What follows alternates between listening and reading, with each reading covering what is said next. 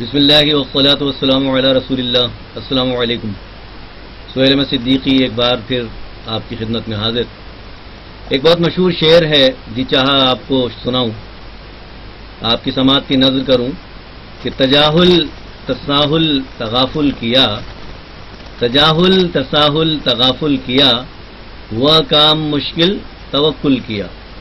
یہ گہرا طنز ہے ان مسلمانوں پر جو کوئی کام یا تو سرے سے کرتے ہی نہیں اور کیے بغیر ہی اللہ پر توکل کر لیتے ہیں، اور یا کوئی کام ادھورا چھوڑ دیتے ہیں صلاحیت طاقت اور اختیار کو پوری طرح استعمال کیے بغیر، اور کہتے ہیں دیکھا جائے گا، اللہ کر دے گا.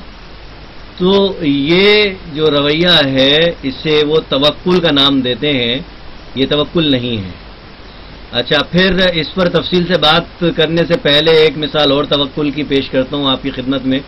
آپ نے بھی یقیناً ملاحظہ کیا ہوگا کہ بعض لوگ کیا کرتے ہیں کہ گھر سے نکلے اور کہیں کچھ دیر کے لیے جا رہے ہیں یا قریب جا رہے ہیں، یا موٹر سائیکل ہے، کار ہے، کوئی سواری ہے، اسے اترے اور کہیں سامنے کوئی دکان پہ کسی جگہ کوئی چیز خریدنے کے لیے گئے، یا کسی کام سے کسی دفتر میں داخل ہوئے، تو کیا کرتے ہیں کہ بغیر تالا لگائے، بغیر اس کی حفاظت کا بندوبست کیے گاڑی وہیں چھوڑ دیتے ہیں جوں کی توں. اچھا، آپ اگر کہو کہ بھائی یہ کیا، تو کہتے ہیں وہ اللہ پر توکل ہے، اللہ بڑا ہے، اللہ دیکھے گا. تو میں عرض یہ کروں کہ رمضان شریف میں جہاں ہم اور بہت سے بھولے ہوئے سبق دہراتے ہیں، یہ ایک سبق بھی چھوٹا سا دوہرا لیجئے کہ توکل کے معنی ہم میں سے بہت سے لوگ غلط لیتے ہیں اور اسے غلط طور پر ترجمانی کر کے آگے پھیلانے کی کوشش کرتے ہیں. پہلی بات تو یہ کہ جب آپ کوئی کام کرنے پر قدرت رکھتے ہوں، اس کی صلاحیت اور اختیار رکھتے ہوں، اور وہ کام آپ نہ کریں، خاص طور پر جائز اور ضروری کام، اور یہ کہہ کے چھوڑ دیں ادھورا یا سرے سے ہاتھ لگائے بغیر کہ اللہ پہ توکل کر لیا، یہ اللہ پر توکل نہیں ہے. اور اس کی مثال حضور اکرم صلی اللہ علیہ وآلہ وسلم کی سیرت طیبہ سے ملتی ہے کہ انہوں نے بعثت کے بعد سے جو بیڑا اٹھایا اسلام کے نفاذ کا، اللہ کے پیغام کو پھیلانے کا، تو کہیں بھی وہ ہاتھ پہ ہاتھ دھرے نہیں بیٹھے.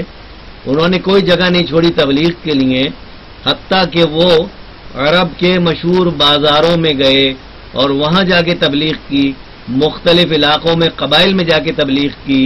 اور طائف کا سفر تو آپ نے پڑھا ہی ہوگا کہ کس قدر ظلم سہا، مگر کس لیے؟ اللہ کا پیغام عام کرنے کے لیے. یعنی وہ اگر چاہتے، وہ اگر اللہ سے کہتے تو محض معجزے کے بلبوتے پر لوگ مسلمان بھی ہو جاتے اور محض معجزے کے بلبوتے پہ سب کچھ ٹھیک ہو جاتا. مگر نہیں، انہوں نے عمل کا درس دیا اور عمل کر کے دکھایا. ہر پہلو سے، ہر شعبے میں، ہر مسئلے پر دین دنیا کی جتنی تعلیمات انہوں نے پیش فرمائی، اپنے عمل کے ذریعے سے بتا دیا کہ یہ کام ایسا ہوتا ہے اور ایسے نہیں ہوتا. تو توکل کا یہ مطلب نہیں ہے. کوشش پوری کیجئے، اس کے بعد نتیجہ اللہ پر چھوڑیے، یہ توکل ہے.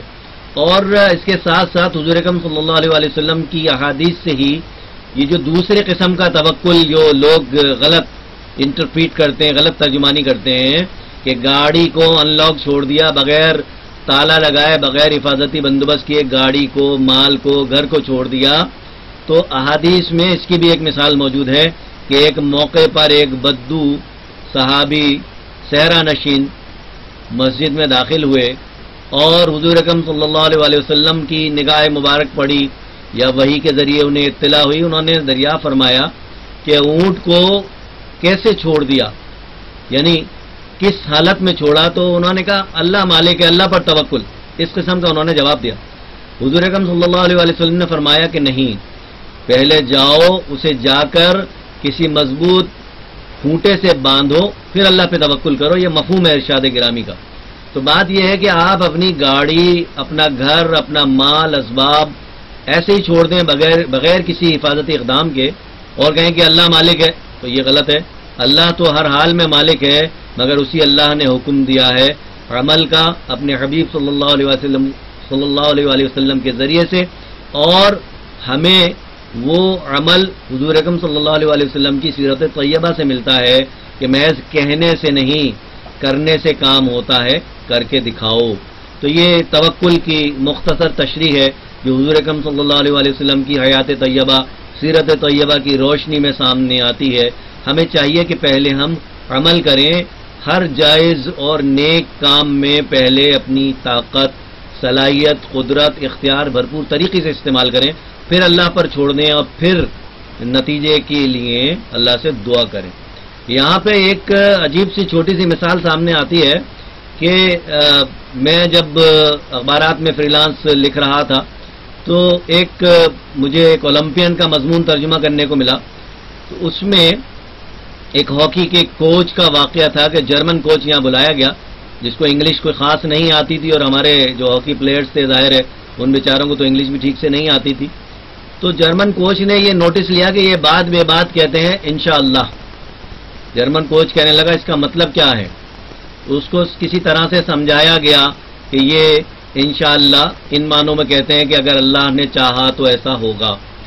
اس نے جو مختصر تقریر کی اس کا مفہوم یہ تھا کہ بھائی پہلے آپ پوری محنت کریں پھر اللہ کچھ کرے گا، یعنی اس کے جو الفاظ تھے وہ اگر میں نقل کروں تو وہ ذرا سے عجیب سے لگیں گے، نقل کفر نہ باشد۔ اس نے کہا کہ دین اللہ شاللہ، وہ کہنا یہ چاہتا تھا کہ پہلے تم کام کرو، محنت کرو پوری، پھر اللہ سے توقع کرو کہ اللہ کچھ کرے۔ بات درست ہے، یہی اسلام کا پیغام ہے، پہلے عمل کرو پھر اللہ پر توکل کرو۔ وآخر دعوانا ان الحمد للہ رب العالمین۔